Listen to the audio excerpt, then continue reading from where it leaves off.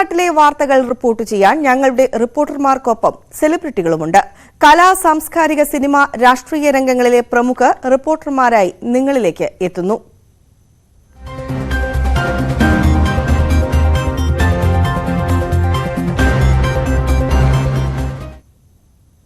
വള്ളുവനാടിന്റെ ഹൃദയഭൂമിയാണ് ഒറ്റപ്പാലം, ഷൊർണൂർ പ്രദേശങ്ങൾ. സകല കലകളുടെയും സാംസ്കാരിക പ്രവർത്തനങ്ങളുടെയും ഒരു കാലത്ത് സിനിമകളുടെ ഇഷ്ട ലൊക്കേഷനുമായിരുന്നു ഇവിടം. പക്ഷേ മാറി മാറി ഭരിച്ച സർക്കാരുകളും അധികാരികളും ഈ നാടിന്റെ സംസ്കാരവും കലാപാരമ്പര്യവും ഒന്നും വേണ്ടവിധം പ്രോത്സാഹിപ്പിച്ചിട്ടില്ല. ചരിത്രത്തിന്റെ തുടുപ്പുകളേറെയുണ്ട് നീളയുടെ ഈ തീരത്തിന്. കലയെ താലോലിച്ചു വളർത്തിയ മണ്ണുകൂടിയാണ് ഇത്. പ്രഭാതം കലാസാംസ്കാരിക വേദിയും കഥകളിയിലെ കല്ലുവഴിച്ചിട്ടയും വെള്ളിനേഴി പെരുമയും എഴുത്തിന്റെ സമാനതകളില്ലാത്ത പ്രതിഭാവിലാസവുമെല്ലാം ചേർന്ന ദേശം. പൂരവും വേലയും മേളവാദ്യ വിസ്മയം തീർക്കുന്ന ഉത്സവങ്ങളുടെ താഴ്വര. തോൽപ്പാവക്കൂത്തെന്ന കലാരൂപത്തെ മലയാളത്തിന് സമ്മാനിച്ചതും ഈ നാടാണ്.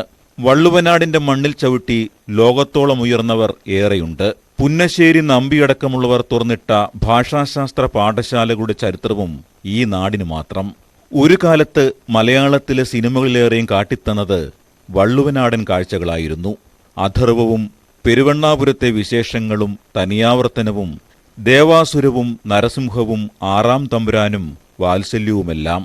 മായാമയൂരത്തിലെ പാടവും ഗ്രാമീണ തനിമയുമെല്ലാം എത്ര കണ്ടാലും മതിവരാത്ത വരിക്കാശ്ശേരി മനയും ഈ നാട്ടിൽ തന്നെ.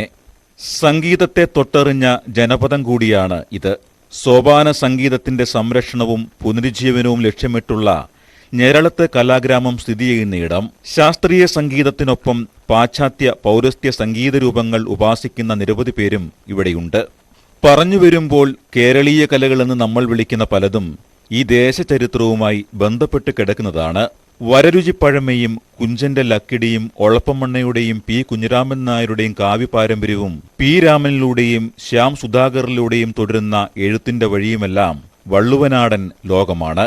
നാടകോത്സവങ്ങളും പാട്ടോളവും ഈ ദേശത്തെ അടയാളപ്പെടുത്തിയിട്ടുണ്ട്. പക്ഷേ ഈ നാടിന്റെ സമ്പന്നമായ പൈതൃകവും സംസ്കാരവും സംരക്ഷിക്കാൻ എന്തു ചെയ്തു എന്ന ചോദ്യം ബാക്കിയാണ്. അധികാരികളുടെയും സർക്കാർ സംവിധാനങ്ങളുടെയും ഭാഗത്തു നിന്ന് വേണ്ടത്ര പ്രോത്സാഹനം ഉണ്ടാകുന്നില്ല എന്നത് തന്നെ യാഥാർത്ഥ്യം. ഭാരതപ്പുഴയുടെ തീരത്ത് ആദ്യമായി പാട്ടോളം എന്ന കേരള സംഗീതോത്സവം 2 വർഷം തുടർച്ചയായി 10 ദിവസങ്ങൾ നീണ്ടു നിൽക്കുന്ന മലയാള പാട്ടുത്സവം ഞെരളത്ത് കലാശ്രമം നടത്തുകയുണ്ടായി. അപ്പോഴാണ് ഈ പ്രദേശത്തെ പ്രാദേശിക ഭരണകൂടത്തിന് പോലും ഈ പുഴയോരം ഇത്ര മനോഹരമായ ഒരു സാംസ്കാരിക അരങ്ങായി ഉപയോഗിക്കാം എന്ന് ബോധ്യമുണ്ടായത്. എന്നാൽ അതിൻ്റെയും തുടർ പ്രവർത്തനങ്ങൾ ഉണ്ടായില്ല. കൃത്യമായ ആർട്ടിസ്റ്റുകളുടെ ഡാറ്റാ ബാങ്ക് ഇല്ലായ്ക, ഇതിനെക്കുറിച്ച് സമഗ്രമായ പദ്ധതികൾ മനസ്സിൽ കൊണ്ടു നടക്കുന്ന വിദഗ്ധരായ ആർട്ടിസ്റ്റുകളുമായി ചർച്ച ചെയ്യാൻ തയ്യാറാവാതിരിക്കുക, കേവലം സർക്കാർ ഉദ്യോഗസ്ഥന്മാരെ കൊണ്ട് മാത്രം ചെയ്തെടുക്കാൻ കഴിയുന്നതാണ് ഇത്തരം പ്രവർത്തനങ്ങൾ എന്ന തെറ്റിദ്ധാരണ കൊണ്ട് വികലമായ പണത്തിന്റെ ധൂർത്ത് നടത്തുക എന്നിവ കൊണ്ടൊന്നും തന്നെ വള്ളുവനാടിന്റെ സാംസ്കാരിക പെരുമ ആ അർത്ഥത്തിൽ സംരക്ഷിക്കപ്പെടുകയില്ല. സിനിമകളുടെ ഇഷ്ട ലൊക്കേഷനായിരുന്ന ഒറ്റപ്പാലം കേന്ദ്രമാക്കി ഫിലിം സിറ്റി എന്ന പ്രഖ്യാപനം വർഷങ്ങളായി ഫയലിൽ തന്നെയാണ്.